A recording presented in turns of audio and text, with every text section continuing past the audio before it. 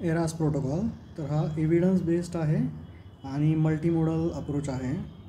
त्यांना लक्षात आलं की एका टेक्निकने किंवा एका ड्रग रेजिमेनने काय नाही होत, तर मल्टिपल गोष्टी एकत्र करायच्या जेणेकरून लवकरात लवकर स्ट्रेस रिस्पॉन्स कमी होईल, कॉम्प्लिकेशन कमी होईल, हॉस्पिटल स्टे कमी होईल, आउटकम वाढतील आणि फास्टर रिकव्हरी होईल. तर मल्टीडिसिप्लिनरी आहे. तर sister, dietitian, PT, OT, theatre स्टाफला पण घेतलं त्याने, हॉस्पिटल मॅनेजमेंट आणि ऑडिट टीमला पण घेतलं आहे. ठीक आहे. तर मेटाबॉलिक, हार्मोनल, हेमॅट आणि इम्युनॉलॉजिकल रिस्पॉन्सेस जे आहेत स्ट्रेसमुळे ते कमी करायचे. स्ट्रेसमुळे हे वाढतात, इन्शुलिन कमी होत आहे. तर त्याच्यामुळे मेनली काय होतं, पेन होतं आहे, GIमध्ये पॅरालायसिस होतं आहे, कार्डियाकमध्ये स्ट्रेस सप्लाय डिमांड चेंज होतो आणि रेस्पायरेटरीमध्ये पण ॲटलेक्टासिस वगैरे होतं आहे. तर ह्या पूर्ण गोष्टी आहेत. एज्युकेशन आणि काउन्सिलिंगपासून चालू होतं. तर अच्छा, हे प्री ऑपचं आहे. एक एक गोष्ट घेऊन एज्युकेट करायचं, त्याला इन्फो द्यायची, काउन्सिल करायचं जेणेकरून तो डिसिजन घेईल. प्रीहॅबमध्ये मग त्याचं कोमॉप जे आहेत ते ऑप्टिमाइज करायचे, एक्सरसाइज करायचं, न्यूट्रिशन पण वाढवायचं आहे, स्ट्रेस अँझायटी रिड्यूस करायची आहे. तर त्याचं जे आहे ASS स्टॅटस खाली येतं, म्हणून ASS स्टेटस वर न्यायचं जेणेकरून मग ते खाली येईल पण एवढं जास्त नाही येणार. तर मग ॲनिमियासाठी सप्लिमेंट द्यायचं आहे, स्मोकिंग अल्कोहोल सिजेशन करायचं आहे. हा क्युअर प्रोग्राम आहे. कन्व्हर्सेशन, अंडरस्टँड, रिप्लेस आणि एक्सपर्ट्स. फॉर स्मोकिंगसाठी हा पण अल्कोहोलसाठी पण करू शकतो. नंतर फास्टिंगमुळे इन्शुलिन रेझिस्टन्स वाढतो, कारण की कॅटेकोलामाइन्स वाढतात आणि पेशंटला डिस्कम्फर्ट होतो आणि इंट्राव्हस्क्युलर पण व्हॉल्यूम कमी होतो. म्हणून कार्बोहायड्रेट लोडिंग करायचं. रात्री 800 आणि 2 तासापूर्वी 400, म्हणजे 400 झालं तर हे 8 ml/h म्हणतो आहे. पिडियाट्रिकमध्ये आपल्याला माहिती 3 ml/h लिहिलेलं आहे. त्याच्यानंतर व्हॉल्यूम सेमच राहतो, 21 ml पर्यंत घेतला नाही घेतला तरी तेवढा येतो असं म्हणणं आहे त्याचा. ॲडव्हान्टेज दिले त्यांनी. मग प्री ऑफ न्यूट्रिशनमध्ये मग तो म्हणतो की proteins are more important than calories. BMI बघायचा, वेट लॉस आहे का आणि फूड इंटेक कमी आहे का, अल्ब्युमिन 3पेक्षा कमी आहे का. तर हा त्याचा स्कोर्स आहे POQI. तर प्रोटीन्स द्यायचे. नंतर थ्रोम्बोप्रोफायलॅक्सिससाठी मग कंप्रेशन सगळ्यांना, मग डिपेंडिंग ऑन नीड LMWH आणि एक्सटेंडेड प्रोफायलॅक्सिस. कॅप्रिनी स्कोअर बघून द्यायचं. बॉवेल प्रिपरेशनमध्ये सगळ्यांना नका देऊ, फक्त ज्यांना ॲनास्टोमोसिस आहे आणि लेफ्ट सायडेड सर्जरी आहे त्यांनाच द्या. आणि प्री ॲनेस्थेटिकमध्ये सगळ्यांना सिडेटिव्ह नका देऊ. एज्युकेशन करा, त्यांचं स्ट्रेस कमी करा आणि मग लागलं तर फक्त शॉर्ट ॲक्टिंग सिडेटिव्स द्या. मग इंट्राऑपच्या स्ट्रॅटेजी आहेत ॲनेस्थेशिया रिलेटेड, सर्जरी रिलेटेड. तर anaesthesia related minimal invasive, catheters कमी, ड्रेन्स कमी किंवा नको. ॲनेस्थेशियामध्ये अँटीबायोटिक, ॲनेस्थेशियाचा प्रोटोकॉल, PONV प्रोफायलॅक्सिस, टेम्परेचर आणि फ्लुइड. तर मिनिमल सर्जरी पाहिजे जेथे जेथे शक्य आहे. नसेल तर transverse incision is preferred over midline. Antibiotic 30 ते 60 मिनटापूर्वी आणि रिपीट करायचं जर 4 तासाच्या वर झाले किंवा 1500च्या वर ब्लड लॉस झाला तर, कारण की मग तेवढं त्याचं कॉन्सन्ट्रेशन कमी होईल अँटीबायोटिकचं. म्हणून GAमध्ये मग ते short acting TIVA with PCI rather than inhalational, low tidal volume, low P plat, low RR आणि normal ETCO2.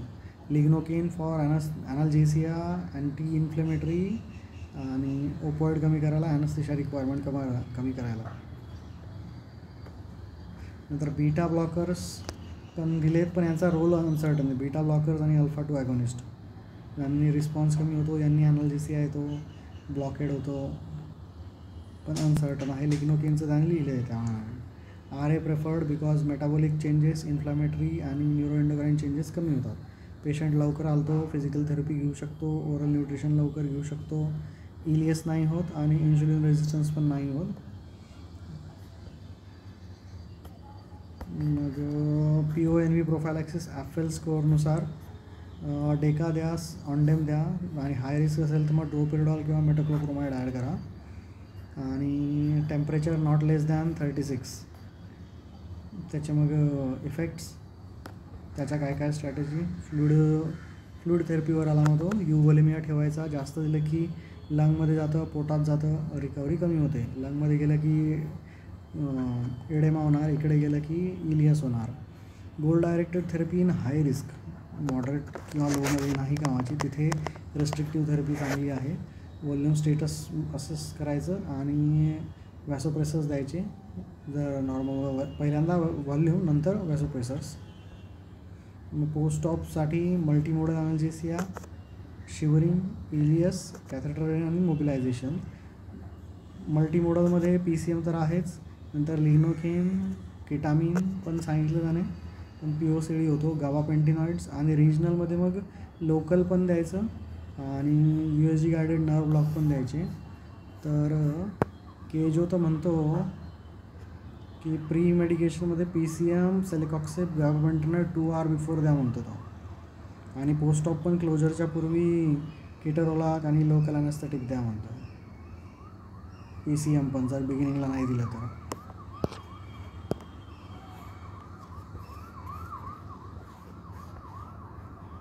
PCM with NSAID possibly. जर फक्त काही प्रॉब्लेम असेल, ब्लिडिंग असेल, किडनी डिसऑर्डर, हिलिंगचा इश्यू असेल तर नका देऊ. COX-2 क्वेश्चनेबल आहे, कार्डिओव्हास्क्युलर रिस्क आहे. लोकल प्रिफर करा. लोकलमध्ये मग लोकल इन्फिल्ट्रेशन असेल, ब्लॉक्स असतील, पॅरावर्टेब्रल ब्लॉक, एपिड्युरल किंवा इंट्रापेरिटोनियल इन्स्टिलेशन पण लोकलमध्ये आलं. शिवरिंगसाठी टेम्परेचर, नंतर मग ड्रग्स, मेपेराडिन, क्लोनिडिन, ट्रॅमाडॉल. इलियस होतो कारण की सिम्पथेटिक इनहिबिशन होतं पेनमुळे, नंतर इन्फ्लेमेशनमुळे आणि ओपॉइड्समुळे, आणि एक्सेस फ्लूइड दिलं तर बॉवेल एडेमा, या 4 गोष्टीमुळे होतो. नंतर यांचा काहीतरी आयफीड स्कोरिंग सिस्टीम आहे. इनटेक, फिलिंग नॉझिया, वॉमिटिंग, एक्झामिनेशनवर स्टमक कसं आहे आणि सिम्पटम्सचं ड्युरेशन कसं आहे याच्यावर. नाहीतर मग त्याच्यात मग ट्रीटमेंट आहे स्टँडर्ड प्रोफायलॅक्सिस, नसेल तर मग क्लिअर लिक्विड, आणि नाही तर मग NG गॅस्ट्रिक